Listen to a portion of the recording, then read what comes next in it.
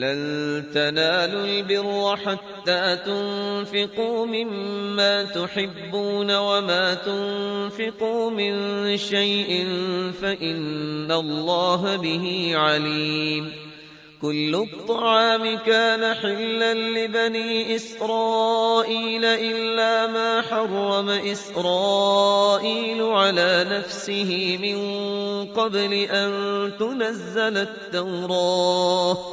قل فأتوا بالتوراة فاتلوها إن كنتم صادقين.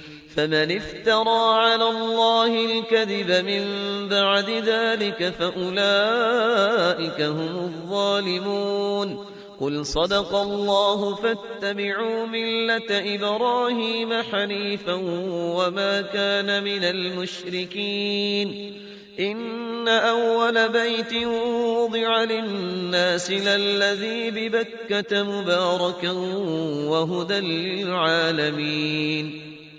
فيه آيات بينات مقام إبراهيم ومن دخله كان آمنا.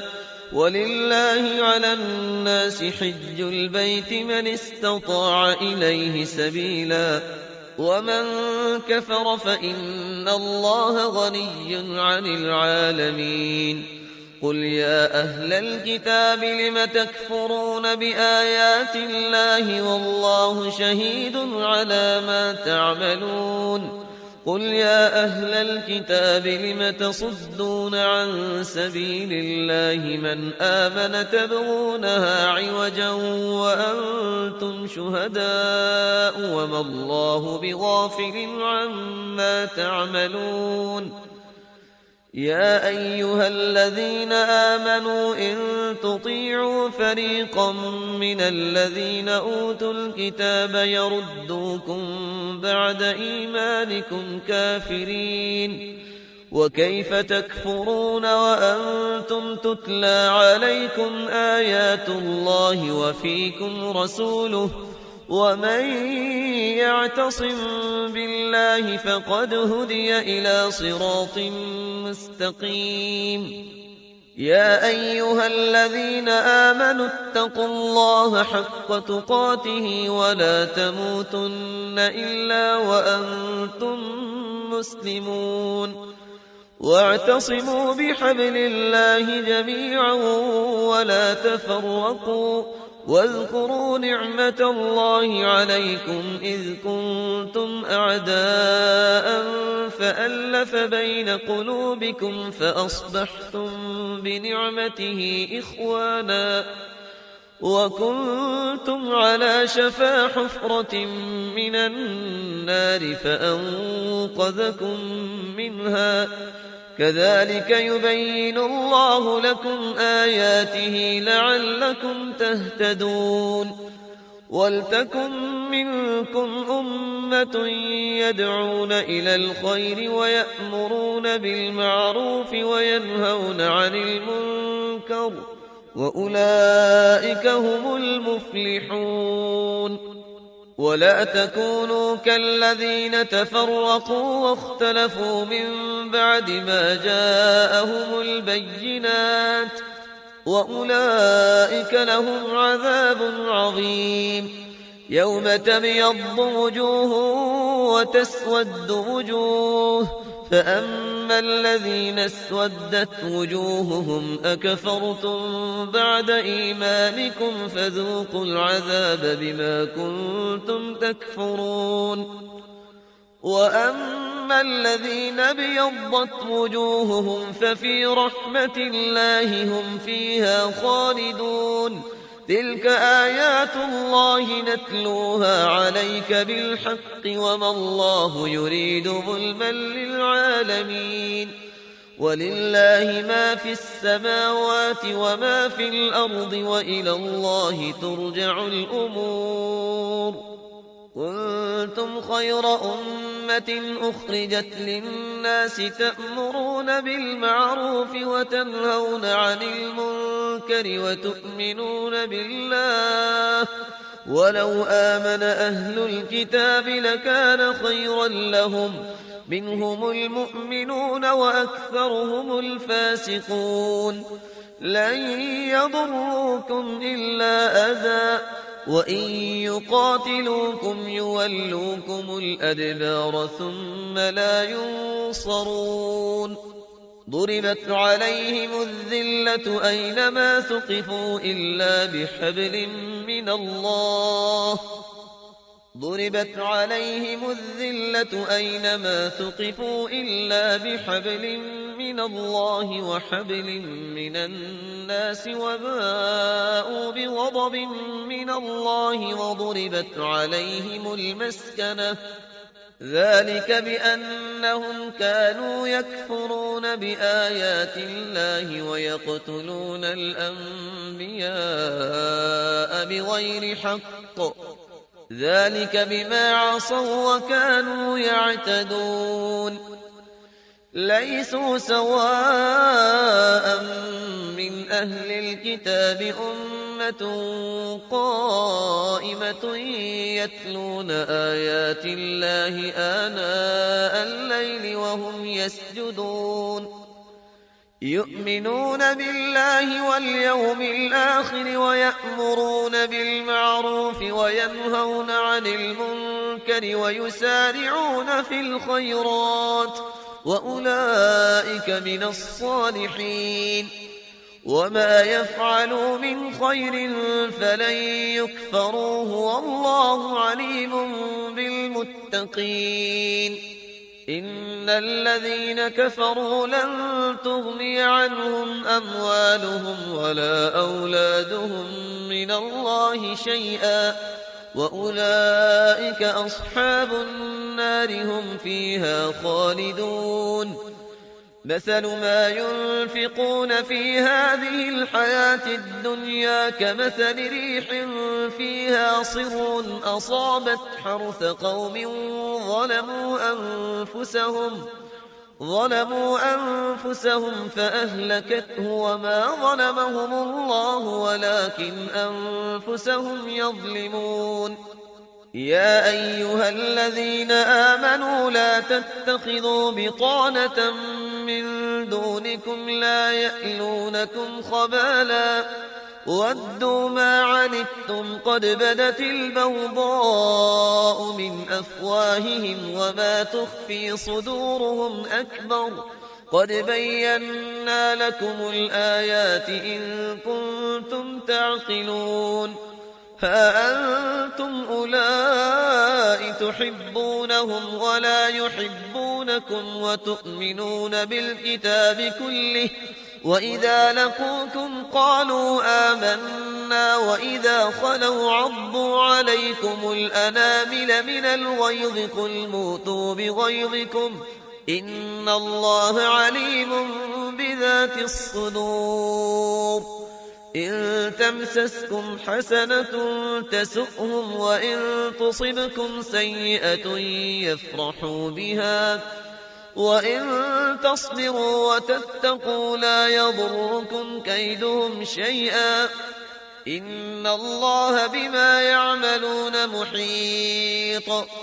وإذ غدوت من أهلك تبوئ المؤمنين مقاعد للقتال والله سميع عليم. إذ هم الطائفتان منكم أن تفشلا والله وليهما وعلى الله فليتوكل المؤمنون. ولقد نصركم الله ببدر وأنتم أذلة فاتقوا الله لعلكم تشكرون.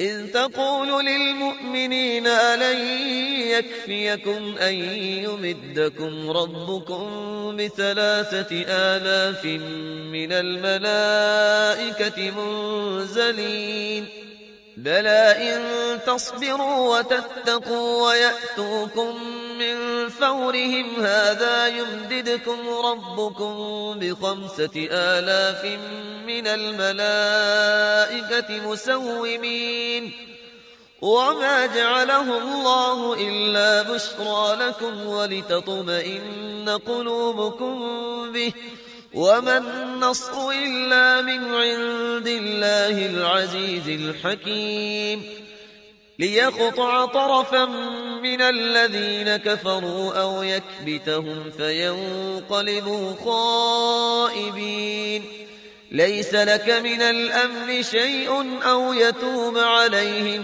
أو يعذبهم فإنهم ظالمون ولله ما في السماوات وما في الأرض يغفر لمن يشاء ويعذب من يشاء والله غفور رحيم يا أيها الذين آمنوا لا تأكلوا الربا أضعافا مضاعفة واتقوا الله لعلكم تفلحون واتقوا النار التي أعدت للكافرين وأطيعوا الله والرسول لعلكم ترحمون وسارعوا إلى مغفرة من ربكم وجنة عرضها السماوات والأرض أعدت للمتقين الذين ينفقون في السراء والضراء والكاظمين الغيظ والعافين عن الناس والله يحب المحسنين والذين إذا فعلوا فاحشة أو ظلموا أنفسهم ذكروا الله فاستغفروا لذنوبهم ومن يغفر الذنوب إلا الله ولم يصروا على ما فعلوا وهم يعلمون أولئك جزاؤهم مغفرة من ربهم وجنات تجري من تحتها الأنهار خالدين فيها ونعم أجر العاملين قد خلت من قبلكم سنن فسيروا في الأرض فانظروا كيف كان عاقبة المكذبين هذا بيان للناس وهدى وموعظة للمتقين ولا تهنوا ولا تحزنوا وأنتم الأعلون إن كنتم مؤمنين إن يمسسكم قرح فقد مس القوم قرح مثله وتلك الأيام نداولها بين الناس وليعلم الله الذين آمنوا ويتخذ منكم شهداء والله لا يحب الظالمين وليمحص الله الذين آمنوا ويمحق الكافرين أم حسبتم أن تدخلوا الجنة ولما يعلم الله الذين جاهدوا منكم ويعلم الصابرين ولقد كنتم تمنون الموت من قبل أن تلقوه فقد رأيتموه وأنتم تنظرون وما محمد إلا رسول قد خلت من قبله الرسل أفإن مات أو قتل انقلبتم على أعقابكم ومن ينقلب على عقبيه فلن يضر الله شيئا وسيجزي الله الشاكرين وما كان لنفس أن تموت إلا بإذن الله كتابا مؤجلا ومن يرد ثواب الدنيا نؤته منها ومن يرد ثواب الآخرة نؤته منها وسنجزي الشاكرين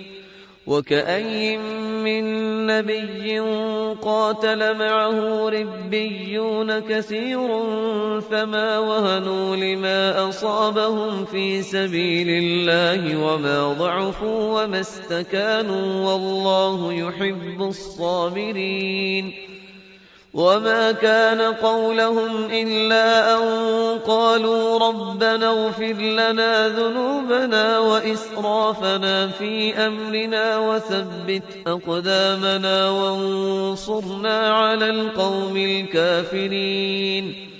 فآتاهم الله ثواب الدنيا وحسن ثواب الآخرة والله يحب المحسنين. يا أيها الذين آمنوا إن تطيعوا الذين كفروا يردوكم على أعقابكم فتنقلبوا خاسرين. بل الله مولاكم وهو خير الناصرين.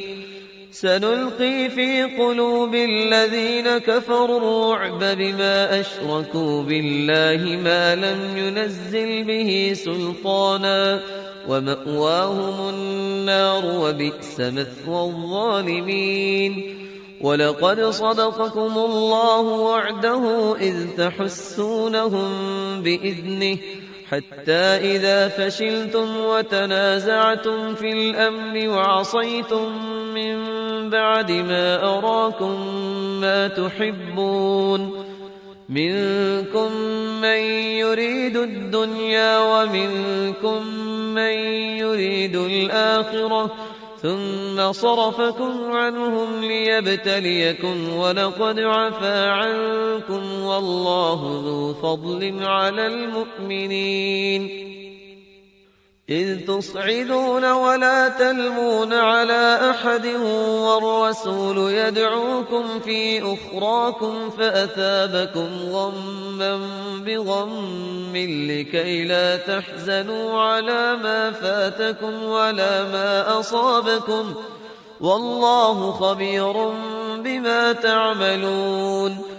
ثم أنزل عليكم من بعد الغم أمنة نعاسا يغشى طائفة منكم وطائفة قد أهمتهم أنفسهم يظنون بالله غير الحق ظن الجاهلية يقولون هل لنا من الأمر من شيء قل إن الأمر كله لله يخفون في أنفسهم ما لا يبدون لك يقولون لو كان لنا من الأمر شيء ما قتلنا هاهنا قل لو كنتم في بيوتكم لبرز الذين كتب عليهم القتل إلى مضاجعهم وليبتلي الله ما في صدوركم وليمحص ما في قلوبكم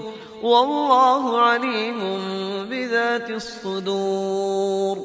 إن الذين تولوا منكم يوم التقى الجمعان إنما استزلهم الشيطان ببعض ما كسبوا ولقد عفى الله عنهم إن الله غفور حليم.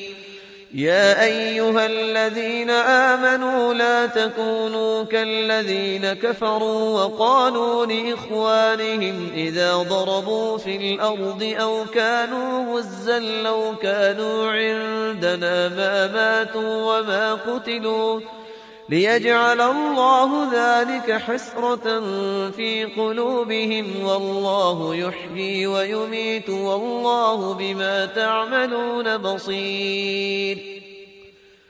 ولئن قتلتم في سبيل الله أو متم لمغفرة من الله ورحمة خير مما يجمعون. ولئن متم أو قتلتم لإلى الله تحشرون. فبما رحمة من الله لنت لهم ولو كنت فظا غليظ القلب لانفضوا من حولك فاعف عنهم واستغفر لهم وشاورهم في الأمر فإذا عزمت فتوكل على الله إن الله يحب المتوكلين. إن ينصركم الله فلا غالب لكم وإن يخذلكم فمن ذا الذي ينصركم من بعده وعلى الله فليتوكل المؤمنون وما كان لنبي أن يغل ومن يغل يأت بما غل يوم القيامة ثم توفى كل نفس ما كسبت وهم لا يظلمون أفمن اتبع رضوان الله كمن باء بسخط من الله ومأواه جهنم وبئس المصير هم درجات عند الله والله بصير بما يعملون لقد من الله على المؤمنين إذ بعث فيهم رسولا من أنفسهم يتلو عليهم آياته ويزكيهم ويعلمهم الكتاب والحكمة وإن كانوا من قبل لفي ضلال مبين أولما أصابتكم مصيبة قد أصبتم مثليها قلتم أنى هذا قل هو من عند أنفسكم إن الله على كل شيء قدير وما أصابكم يوم التقى الجمعان فبإذن الله وليعلم الذين نافقوا وقيل لهم تعالوا قاتلوا في سبيل الله أو ادفعوا قالوا لو نعلم قتالا لاتبعناكم هم للكفر يومئذ أقرب منهم للإيمان يقولون بأفواههم ما ليس في قلوبهم والله أعلم بما يكتمون الذين قالوا لإخوانهم وقعدوا لو أطاعونا ما قتلوا قل فادرءوا عن أنفسكم الموت إن كنتم صادقين ولا تحسبن الذين قتلوا في سبيل الله أمواتا بل أحياء عند ربهم يرزقون فرحين بما آتاهم الله من فضله ويستبشرون بالذين لم يلحقوا بهم من خلفهم ألا خوف عليهم ولا هم يحزنون يستبشرون بنعمة من الله وفضل وأن الله لا يضيع أجر المؤمنين الذين استجابوا لله والرسول من بعد ما أصابهم القرح للذين أحسنوا منهم واتقوا أجر عظيم الذين قال لهم الناس إن الناس قد جمعوا لكم فاخشوهم فزادهم إيمانا الذين قال لهم الناس إن الناس قد جمعوا لكم فاخشوهم فزادهم إيمانا وقالوا حسبنا الله ونعم الوكيل فانقلبوا بنعمة من الله وفضل لم يمسسهم سوء واتبعوا رضوان الله والله ذو فضل عظيم إنما ذلكم الشيطان يخوف أولياءه فلا تخافوهم وخافون إن كنتم مؤمنين ولا يحزنك الذين يسارعون في الكفر إنهم لن يضروا الله شيئا يريد الله ألا يجعل لهم حظا في الآخرة ولهم عذاب عظيم إن الذين اشتروا الكفر بالإيمان لن يضروا الله شيئا ولهم عذاب أليم ولا يحسبن الذين كفروا أنما نملي لهم خير لأنفسهم إنما نملي لهم ليزدادوا إثما ولهم عذاب مهين. ما كان الله ليذر المؤمنين على ما أنتم عليه حتى يميز الخبيث من الطيب، وما كان الله ليطلعكم على الغيب ولكن الله يجتبي من رسله من يشاء، فآمنوا بالله ورسله، وإن تؤمنوا وتتقوا فلكم أجر عظيم.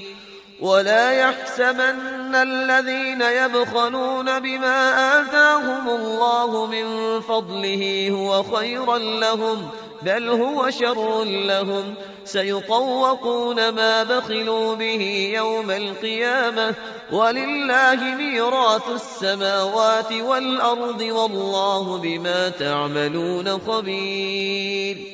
لقد سمع الله قول الذين قالوا إن الله فقير ونحن أغنياء، سنكتب ما قالوا وقتلهم الأنبياء بغير حق ونقول ذوقوا عذاب الحريق، ذلك بما قدمت أيديكم وأن الله ليس بظلام للعبيد. الذين قالوا إن الله عهد إلينا ألا نؤمن لرسول حتى يأتينا بقربان تأكله النار، قل قد جاءكم رسل من قبلي بالبينات وبالذي قلتم فلم قتلتموهم إن كنتم صادقين. فإن كذبوك فقد كذب رسل من قبلك جاءوا بالبينات والزبر والكتاب المنير، كل نفس ذائقة الموت وإنما توفون أجوركم يوم القيامة، فمن زحزح عن النار وأدخل الجنة فقد فاز، وما الحياة الدنيا إلا متاع الغرور. لتبلغن في أموالكم وأنفسكم ولتسمعن من الذين أوتوا الكتاب من قبلكم ومن الذين أشركوا أذى كثيرا، وإن تصبروا وتتقوا فإن ذلك من عزم الأمور.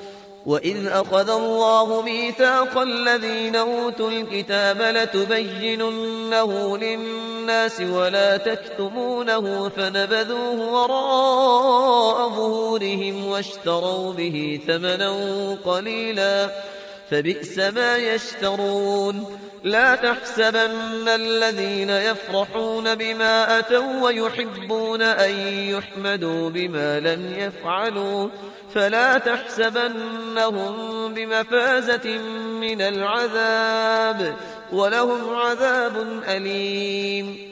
ولله ملك السماوات والأرض والله على كل شيء قدير.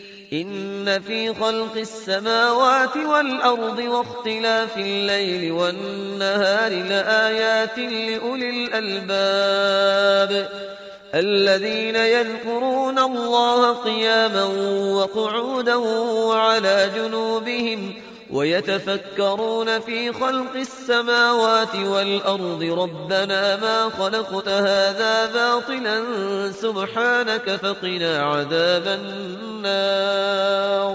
ربنا إنك من تدخل النار فقد أخزيته وما للظالمين من أنصار. ربنا إننا سمعنا مناديا ينادي للإيمان أن آمنوا بربكم فآمنا ربنا فاغفر لنا ذنوبنا وكفر عنا سيئاتنا وتوفنا مع الأبرار. ربنا وآتنا ما وعدتنا على رسلك ولا تخزنا يوم القيامة إنك لا تخلف الميعاد.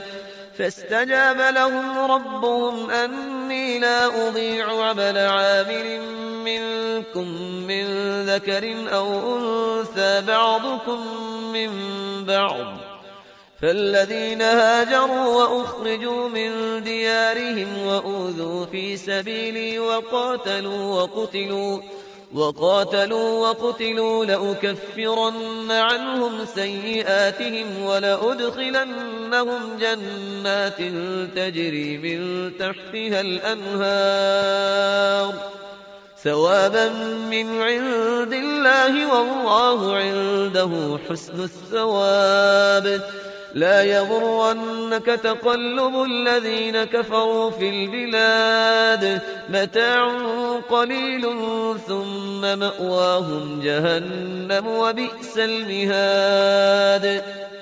لكن الذين اتقوا ربهم لهم جنات تجري من تحتها الأنهار خالدين فيها نزلا من عند الله وما عند الله خير للأبرار. وإن من أهل الكتاب لمن يؤمن بالله وما أنزل إليكم وما أنزل إليهم خاشعين لله لا يشترون بآيات الله ثمنا قليلا أولئك لهم أجرهم عند ربهم إن الله سريع الحساب. يا أيها الذين آمنوا اصبروا وصابروا ورابطوا واتقوا الله لعلكم تفلحون. بسم الله الرحمن الرحيم.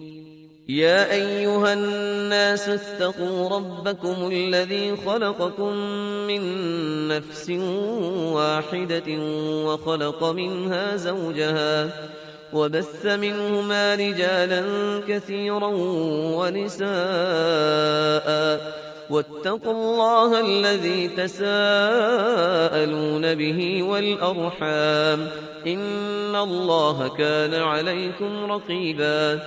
وآتوا اليتامى أموالهم ولا تتبدلوا الخبيث بالطيب ولا تأكلوا أموالهم إلى أموالكم إنه كان حوبا كبيرا.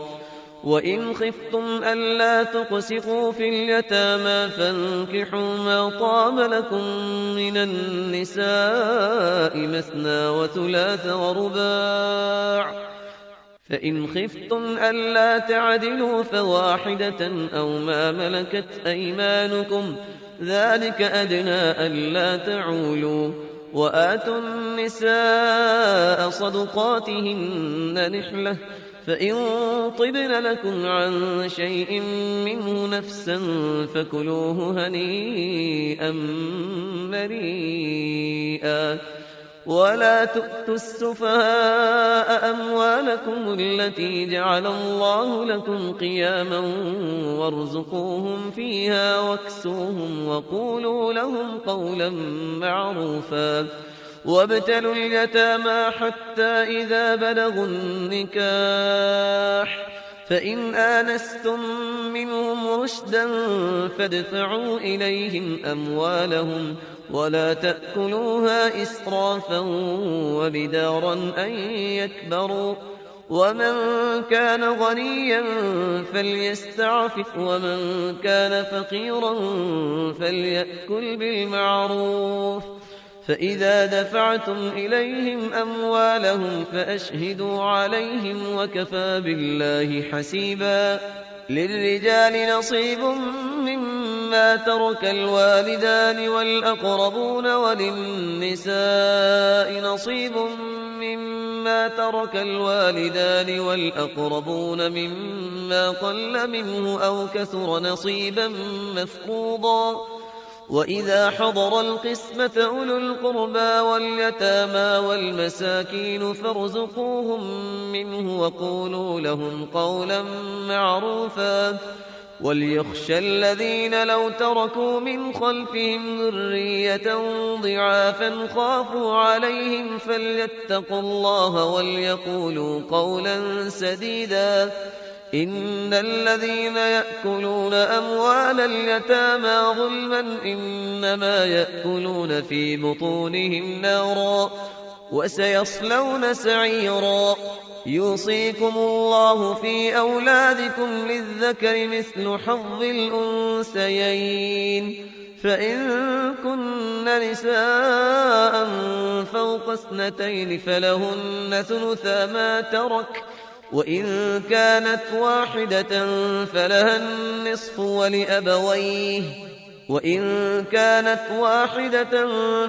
النصف ولأبويه لكل واحد منهما السدس مما ترك إن كان له ولد، فإن لم يكن له ولد وورثه أبواه فلأمه الثلث، فإن كان له إخوة فلأمه السدس من بعد وصية يوصي بها أو دين.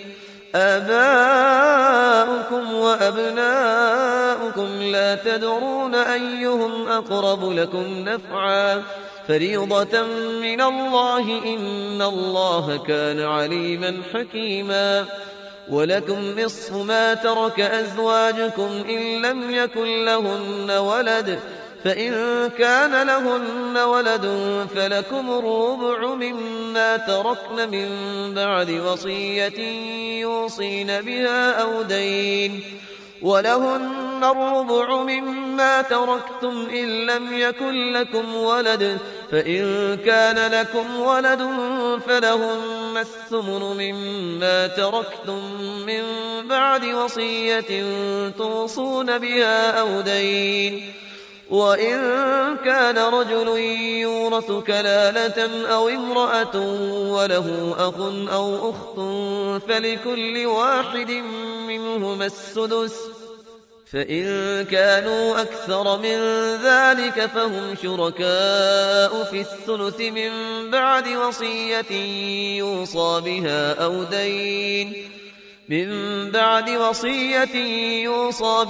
أو دين غير مضار وصية من الله والله عليم حليم.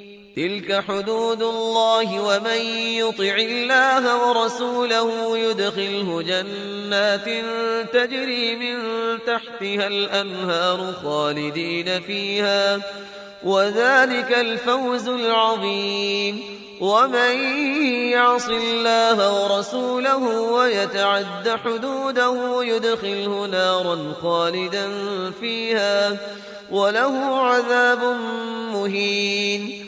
واللاتي يأتين الفاحشة من نسائكم فاستشهدوا عليهن 4 منكم، فإن شهدوا فأمسكوهن في البيوت حتى يتوفاهن الموت أو يجعل الله لهن سبيلا.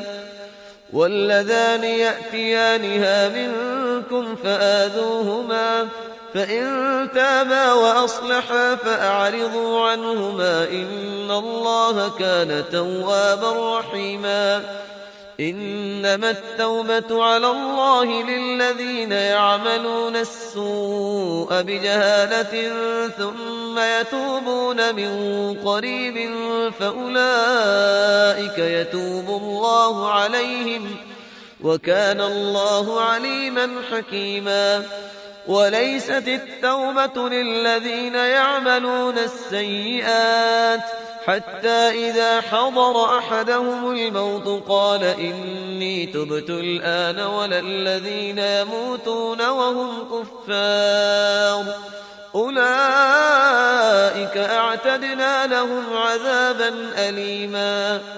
يا أيها الذين آمنوا لا يحل لكم أن ترثوا النساء كرها ولا تعضلوهن لتذهبوا ببعض ما آتيتموهن إلا أن يأتين بفاحشة مبينة وعاشروهن بالمعروف، فإن كرهتموهن فعسى أن تكرهوا شيئا ويجعل الله فيه خيرا كثيرا. وإن أردتم استبدال زوج مكان زوج وآتيتم إحداهن قنطارا فلا تأخذوا منه شيئا، أتأخذونه بهتانا وإثما مبينا. وكيف تأخذونه وقد أفضى بعضكم إلى بعض وأخذن منكم ميثاقا غليظا. ولا تنكحوا ما نكح آباؤكم من النساء إلا ما قد سلف، إنه كان فاحشة ومقتا وساء سبيلا. حرمت عليكم أمهاتكم وبناتكم وأخواتكم وعماتكم وخالاتكم وبنات الأخ وبنات الأخت وأمهاتكم اللاتي أرضعنكم وأخواتكم من الرضاعة وأمهات نسائكم وربائبكم اللاتي في حجوركم من نسائكم اللاتي دخلتم بهن، فإن لم تكونوا دخلتم بهن فلا جناح عليكم. وحلائل أبنائكم الذين من أصلابكم وأن تجمعوا بين الأختين إلا ما قد سلف، إن الله كان غفورا رحيما.